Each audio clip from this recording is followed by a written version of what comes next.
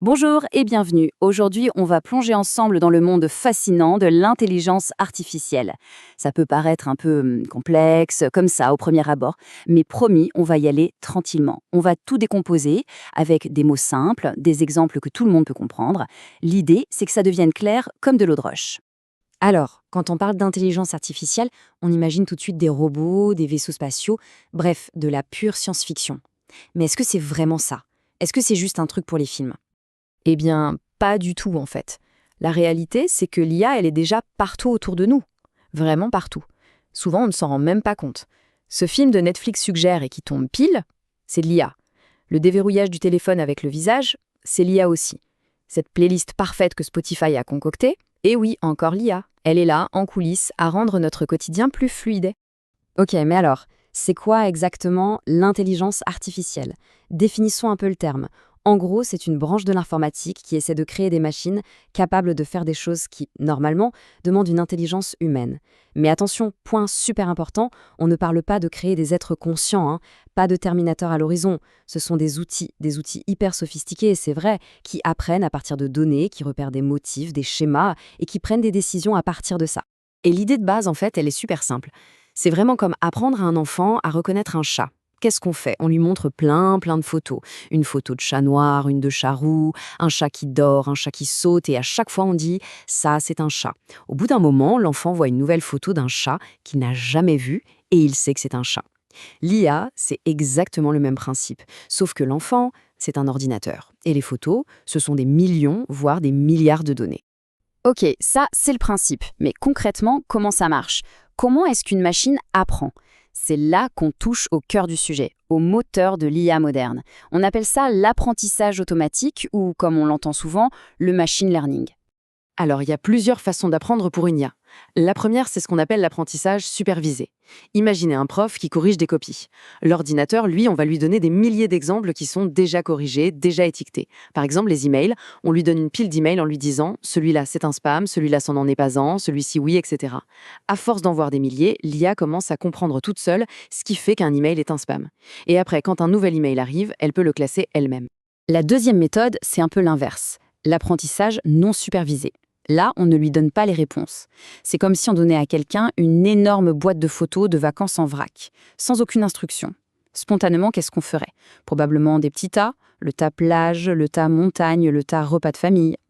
On trouverait des logiques de regroupement. Eh bien, l'IA fait pareil. On lui donne un tas de données brutes et son boulot, c'est de trouver des structures, des groupes, des schémas cachés là-dedans. Et puis, il y a la troisième grande méthode, l'apprentissage par renforcement. Là, l'analogie parfaite, c'est apprendre à faire du vélo. On ne lit pas un manuel, on essaye. On pédale, on perd l'équilibre. On tombe, ça c'est la pénalité. Puis on réessaye, on ajuste, on tient 2 secondes, ça c'est une petite récompense. Et de fil en aiguille, à force d'essayer d'erreur, le cerveau apprend la meilleure stratégie pour tenir en équilibre. L'IA, c'est pareil. Elle tente des actions dans un environnement. Elle reçoit des points quand elle réussit, elle en perd quand elle échoue, et elle apprend comme ça, par l'expérience. C'est la technique utilisée pour que des IA deviennent championnes du monde d'échecs ou de jeux vidéo complets. Et derrière tout ça, il y a une technique qui a tout révolutionné ces dernières années, le deep learning ou apprentissage profond. Ça utilise ce qu'on appelle des réseaux de neurones, qui sont, comme leur nom l'indique, inspirés du fonctionnement de notre cerveau. Imaginez des milliers de petits neurones virtuels connectés les uns aux autres et organisés en plusieurs couches successives. La première couche regarde des détails bruts, la suivante analyse des formes un peu plus complexes, celle d'après encore plus, et plus il y a de couches, d'où le mot profond, plus le système peut reconnaître des choses extraordinairement complexes. C'est ça qui fait fonctionner nos assistants vocaux ou la traduction instantanée. Bon, à cette théorie, voyons un peu comment tout ça se traduit dans notre monde, dans notre quotidien. Où est-ce qu'on trouve cette IA concrètement? Alors, avant de continuer, il faut absolument comprendre une différence clé. Toute l'IA qu'on utilise aujourd'hui, c'est ce qu'on appelle une IA étroite. Ça veut dire qu'elle est hyper douée, mais pour une seule tâche. Une IA qui bat le champion du monde aux échecs est incapable de nous dire s'il pleut dehors. Elle ne sait faire que ça. L'autre type, l'IA générale, celle qu'on voit dans les films, le robot qui sait tout faire, qui a une conscience, ça, pour l'instant, ça reste du domaine de la science-fiction. C'est un objectif lointain, pas une réalité. Mais attention, il ne faut pas sous-estimer cette IA étroite. Son impact est déjà gigantesque. Dans la santé, par exemple, des IA aident les médecins à détecter des maladies sur des radios, parfois avec plus de précision qu'un œil humain.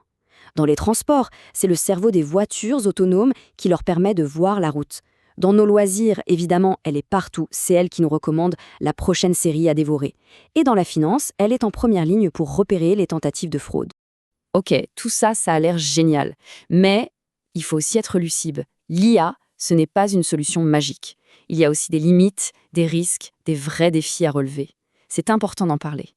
Et aujourd'hui, les experts s'accordent à dire qu'il y a 3 gros obstacles sur la route. Primo, le problème des biais.